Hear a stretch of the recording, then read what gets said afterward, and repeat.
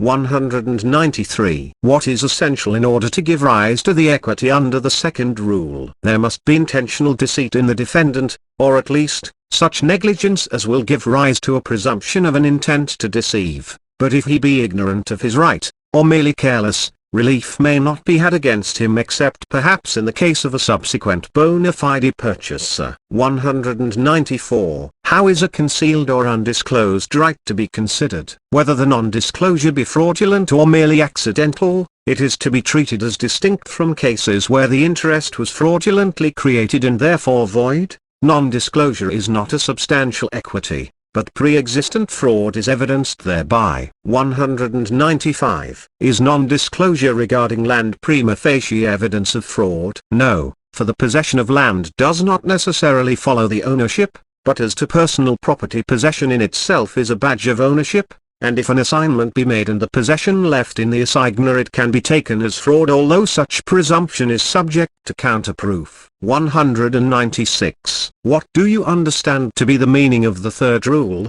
A party taking with notice of an equity takes subject to that equity. That wherever a person acquires property either real or personal and has notice at the time of acquisition of a right in some other person, it is assumed that he only took such an interest as the owner could honestly transfer. 197. X is trustee and disposes of the trust property to Y, who has knowledge of the existence of the trust. What is Y's position as to the property? Y is a trustee for the same purposes as was X. It does not appear what the limitation to this doctrine of notice are, each particular case having to. 198. On what is the rule which requires the purchaser to see to the application of the purchase money based on the doctrine of notice? The assumption being that the trustee is authorized to sell, and that he does not intend to misapply the fund. If either of these occur and the purchaser has notice, he will be responsible for aiding it. Usually an express clause in the deed obviates this necessity. Adams, 155, Fetter, 28, 8 sec, Bispham, 277 9. 199. What degree of information amounts to notice? It is not essential that the person himself should have the information, for if it be given to his agent or attorney it will be sufficient, even though it were in a different transaction, provided it is reasonable to believe that the facts continued in remembrance. Again, information which is not notice in itself, but is of such character as to put the person on inquiry which would lead to actual notice, is often sufficient. Adams, 156, Fetter, 80-102, Bispham, 25, 261-273. 200. What is the doctrine of lis pendens? The presumption that legal proceedings during their pendency are publicly known. This applies, of course, only to actions in the superior courts. Adam, 157, Fetter, 93, Bispham, 274, Story, 405-7, and Law Dic. 201. What would be the result if two persons have equal equitable rights and one secures the outstanding legal title? The law will prevail, and the court of equity will not interfere with the rights as established by the common law. Between equal equities the law will prevail. 202. To which of two titles will the court of equity give preference when the matter is brought before it? To that which most nearly approximates a legal title, that is, to an executed and perfect title in equity, rather than to one which is executory and imperfect. Adams, 160, Fetter, 22, 33, Bispham, 38, Story 64a. 203. What are the methods of perfecting a title in equity? The conveyance of an equity of redemption, either of real or personal estate, will be perfected by the joinder of the mortgagee and his declaration that the purchaser is entitled to redeem. The conveyance of a trust estate in realty will be perfected by acknowledgement of the trustee, either by declaration or joining in the conveyance of his cestui trust without passing his own estate. A trust estate in personalty or a chose in action will be perfected by assignment and notice to the trustee or debtor, which operates as a constructive transfer of possession. Adams, 161. 204. Can the conveyance of a trust estate in realty be perfected by notice to the trustee? It has been held that it could, but it is probable that a purchaser without notice, if the trustee conveyed to him, would take a clear title, as such a notice is merely a constructive taking possession of the estate and would have no greater effect in equity than possession without conveyance would have at law. Adams, 161. Peacock vs. Burt, 4 liters. J. Ch. N.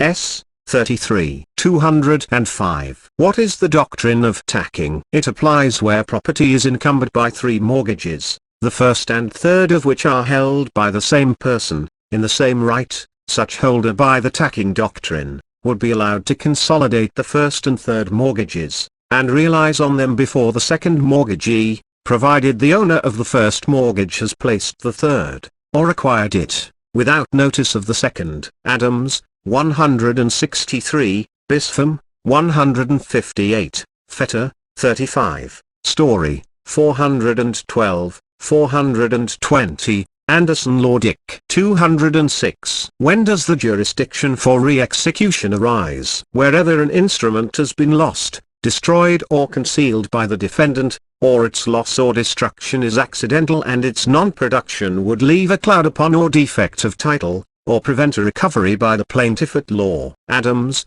166, Fetter, 315, Bispham, 31, Story, 692. 707. 207. To what classes of cases does the jurisdiction for re-execution most frequently apply? To lost bonds and negotiable instruments, the non-production of which would defeat an action, and the decree not only compels the re-execution, but in order to avoid multiplicity of suits, extends to the payment. Adams, 167, Taylor vs. Merchants Inns.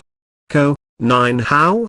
390. 208. What originated the idea of re-execution in the case of lost bonds? The doctrine of proffered, which was a rule of pleading in the common law courts that no one could have a remedy on an instrument under seal unless he produced the bond in court. This was called proffered, and, necessarily, if the bond was lost, proffered could not be made, and the remedy was gone. Proffered is not now required where it is shown that the instrument is lost, but this does not take away the jurisdiction of equity. 209. What was the difference as to the jurisdiction on a lost bond and a lost promissory note? It was never necessary to make proffered of an instrument not under seal, and therefore, it was only necessary to have the negotiable paper to deliver upon payment. But if it be lost it could not be delivered, and a court of law could not indemnify the debtor. But equity could, which gave rise to the jurisdiction for re-execution. Of course if it was non-negotiable, no question of indemnification could arise, and there was no jurisdiction in equity to re-execute. 210. To what court and why, does the jurisdiction to correct a written instrument belong? To equity, for while a court of law may construe or enforce an instrument or set it aside altogether, yet it cannot cause a change to be made. 211. What are the most usual cases in which written instrument will be corrected? Wherever an instrument has been executed in order to the performance of a pre-existing trust, or where it purports to have been executed in pursuance of an agreement which it recites. 212. Referring to question 211 and the answer thereto. What is the rule which governs the doctrine of correction in the first case? In all cases of trust the parties bound by a trust cannot vary it nor execute an instrument inconsistent with its terms, because of want of authority, and if they do, either intentionally, or otherwise, such error will be the subject of correction in equity. 213. State shortly the rule under the second class of cases. Wherever an instrument is executed purporting to carry into effect an agreement which is recited, and the recital exceeds or falls short of that agreement, or there being no recital of any agreement but a mistake is alleged, it may be corrected. The difference as to the right of correction is only one of evidence. In the first there is no difficulty, but the limits of the right in the second are very difficult of definition. Adams, 169, Story, 692. 793, Bispham, 31, 58, 468. 471, Fetter, 314. 214. What is requisite to the sustaining of a bill for relief under this equity? The error complained of must be on both sides, and it must be admitted by the defendant, or distinctly proven, but a mistake by one may give jurisdiction for rescission or ground for refusal to enforce specific performance. It cannot, however, give rise to an alteration of the terms of a contract. 215. Is parole evidence admissible to reform or correct an executed conveyance of land? Yes, the Statute of Frauds, 29 Chas.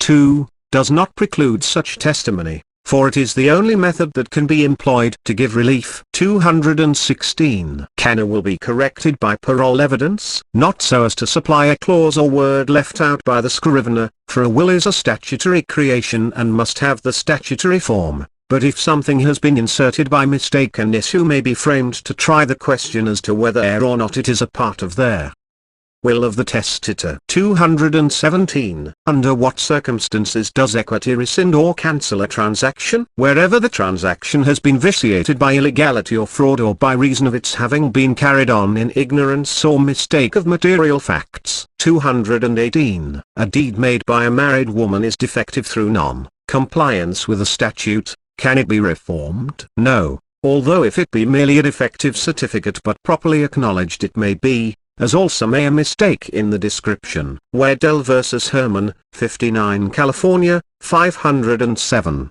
Stiers vs. Robbins, 76 Indiana, 547. Holland vs. Moon, 39 Arkansas, 120. But see also contra. 219. Is inadequacy of price a ground for rescission? It has been held in many cases that it constitutes no ground to rescind a contract, yet it may, in connection with other circumstances, be evidence of fraud, and the courts will take advantage of this in order to grant relief, frequently refusing to rescind the contract if specific performance could be refused at the suit of the other party. 220. What is the meaning of the maxim extirpe causa non oritur actio? It applies to all contracts which are executory as being a defense at law. The meaning of the maxim is, out of an illegal cause no action arises. If the contract be executed, it cannot be set aside as illegal or immoral. 221. What is the maxim applying to the last part of the previous answer? In peri delicto meliorist conditio defendentis. But this maxim only applies where the parties are equally in the wrong, neither does it apply to executory contracts.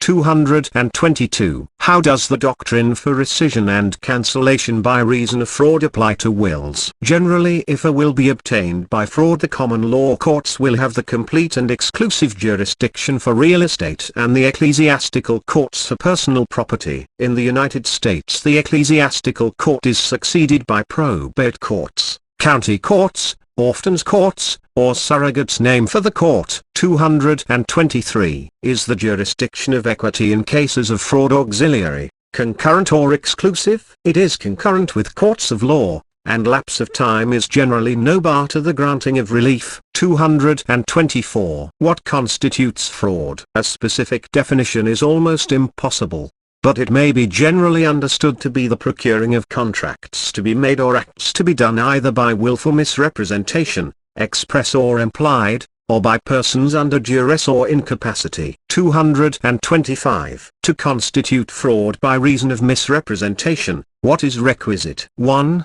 There must be a representation, either express or implied. 2. Must be false, within the knowledge of the party making it. 3. Must be relied upon by the other party. 4. Must constitute a material inducement to the contract or act. In some cases, the representation may be made so recklessly, and with such a disregard for the truth as to fall within the second class. 226. To entitle a person to defend against misrepresentation made by him, what must be show? That, although there may have been misrepresentation, that it was not material, and that the contract was not made nor the act done upon the faith of it. Douthit vs. Applegate, 33 Kansas, 395. 227. Generally, what misrepresentations will not be relieved against? Question of value or other matters which are merely of opinion. Questions of law, because they are regarded as expressions of opinion. 228. What is the maxim caveat emptor? Let the purchaser beware. And this maxim goes so far as to authorize silence, where the silence does not amount to a misrepresentation. If, however, title of quality depends upon the knowledge of the party and he fails to disclose defects material to it, it will be taken as though there were actual misrepresentation. But non-disclosure is only treated as fraud where circumstances impose a duty that the disclosure should be made. 229. What is a composition deed? A deed by a debtor with his creditors whereby they agree each to take less than the full amount of his claim, and the reason of the execution by the creditors is twofold. 1. To secure whatever he can, and agreeing for that purpose to forego a part of his claim because the other creditors do the same, and 2. To avoid the necessity of an action at law. If any secret agreement is made by the debtor with the creditor whereby he is to receive a compensation other than that mentioned in the deed, the whole deed will be void. 230. Is the fact that a person is of weak understanding sufficient cause for the rescission or cancellation? No. Generally it is held that a deed by a person who is non-compass may be set aside, but mere weakness of understanding or monomania or insane delusion, if there be no fraud or surprise, is not an adequate cause of relief. Neither is the fact that one is superior in intellect to the other, so long as each has a legal capacity. 231. A trustee appointed for sale purchases the property himself, honestly, and for a larger price than would be given by anyone else. What is the result? It is a rule that a trustee can never take advantage of his position for his own benefit, and that no matter how honest the transaction may be, still it may be rescinded or cancelled. 232. What is the rule with regard to an client? He must show that he took no advantage of his influence with the client, or knowledge of his client's affairs, but that he gave him all advice in the matter which he would have given had it been a transaction between third persons. This rule will hold good wherever a fiduciary relationship exists, or wherever a confidence is reposed by one person in another. 233. X conveys to Y lot 1, in square 2, by mistake, the intention having been to convey lot 2 in square 1. Will equity relieve? Yes, sometimes by correction, and sometimes by rescission and cancellation. A mistake made in the granting of a patent for land by the United States, 525. 234. What are the three forms in which ignorance or mistake may exist to apply the doctrine or rescission or cancellation? 1. Where a release or compromise refers to other matters and the facts which originate the rights are unknown to, or mistaken by the party. 2. Where the parties are uncertain either of the facts or of the law, and intend to compromise their rights. 3. Where the law is misunderstood, although the facts are known. 235. Is there any difference as to the right in the three above cases? Yes. In the first, if the instrument be executed as a compromise, it will be enforced, but if there be ignorance or mistake as to the facts which gave rise to the right, it will be set aside. In the second, knowing the facts, or the law, or being doubtful of either or both, if the instrument is executed to compromise any right which may exist, it will be enforced. In the third class, generally, equity will not interfere. 236. What is the remedy accorded by the court in setting aside a void transaction?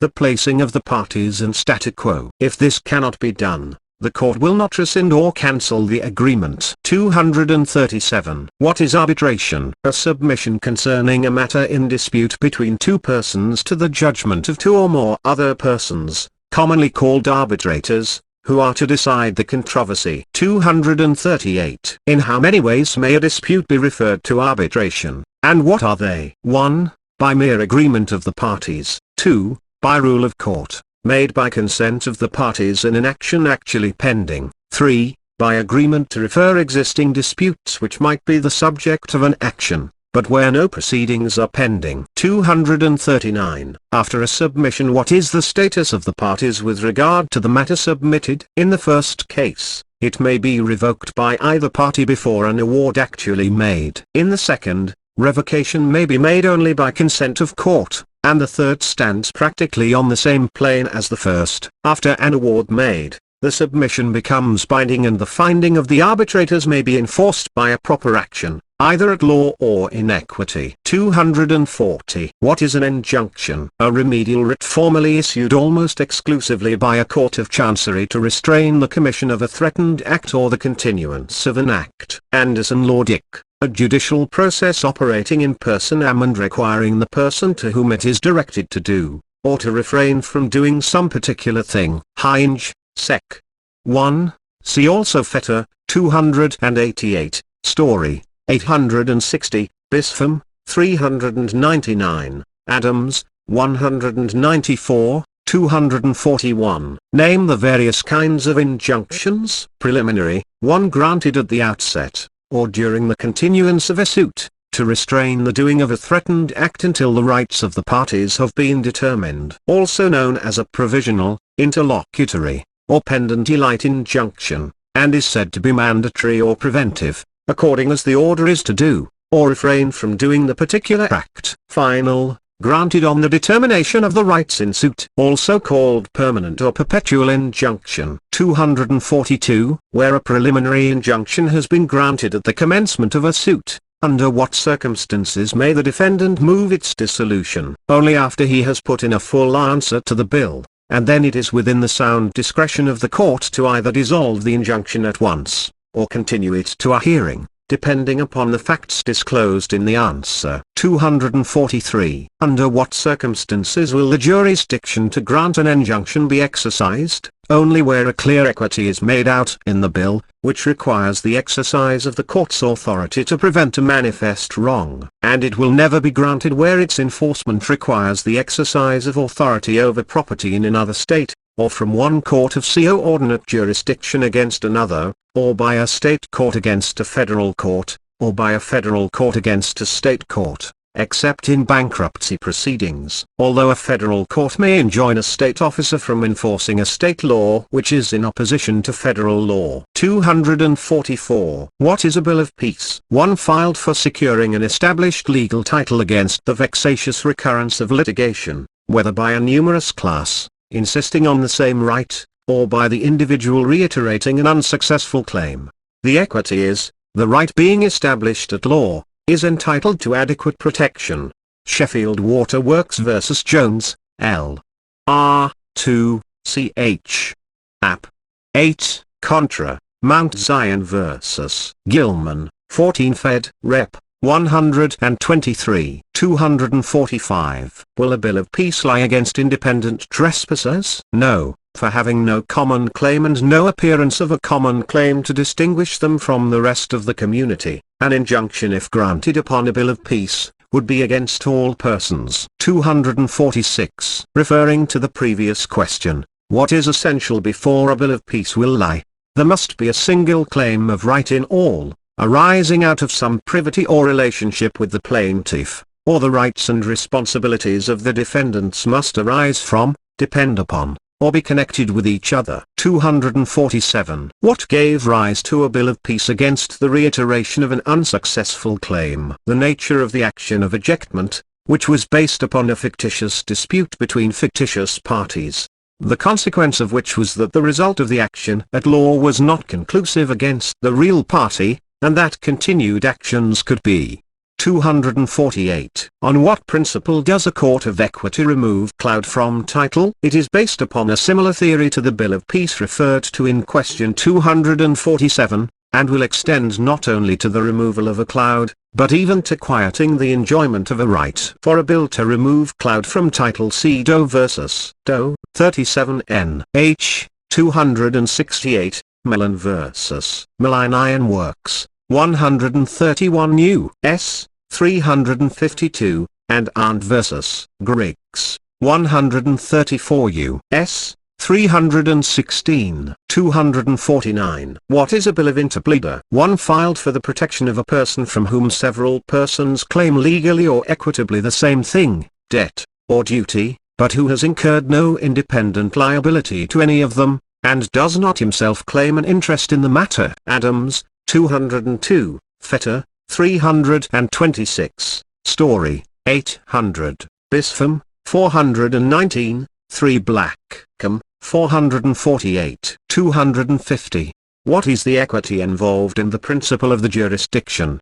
The equity is that the conflicting claimants should litigate the matter themselves, and not involve the stakeholder in their disputes, the principles being the protection of the stakeholder, so that on the payment or delivery of the things into court, he should be relieved from further liability. Interpleader was recognized at law where a chattel had come into possession by accident or by a bailment from both parties jointly, or from those under whom they made title. 251. What three things are necessary to originate the action of interpleader? 1. That the same thing, debt or duty, be claimed by two or more parties against whom relief is asked. 2. That the party seeking relief has incurred no independent liability to either claimant. 3. That he claims no interest in the matter. If either of these three things be lacking in the party filing the bill, it must of necessity be dismissed. The main idea being to protect a plaintiff from the doubtful titles of the defendants. 252. What is the principle of injunctive relief against a tort? That whenever damage is caused or threatened to property, admitted or legally adjudged to be the plaintiff's, by an act of the defendant, admitted or legally adjudged to be a civil wrong, and there is no adequate remedy at law for such damage, a court of equity may enjoin the commission or continuance of the wrong. And this extends to an accounting. 253. To what five classes of acts is the equity for injunction against tort most frequently enforced? Waste, destructive trespass, nuisance, infringement of patent right, infringement of copyright. 254. Define waste. A substantial damage to the reversion done by one having an estate of freehold or for years during the continuance of the estate. Adams, 308. Any squandering or misapplication of property or of a fund by trustees or others charged with a duty, or any abuse of trust or duty by which property is lost or an estate or trust fund is diminished in value. Ayres vs. Lawrence, 59 N.Y. 197, 1874. See also Bispham, 429, 8 sec. Fetter, 299, Story, 909 net sec. 255. What is the essential character of waste? That the party who commits the acts is in rightful possession. The remedy at law being an action of trespass on the case for the injury done to the reversion or remainder. 256. What is the distinction between waste, so called, and equitable waste? Where one a tenant of an estate and unimpeachable for waste at common law, does an act mala fide or in bad faith, which would amount to waste at common law and which is against the intention of the donor, he may be restrained in equity because of his bad faith.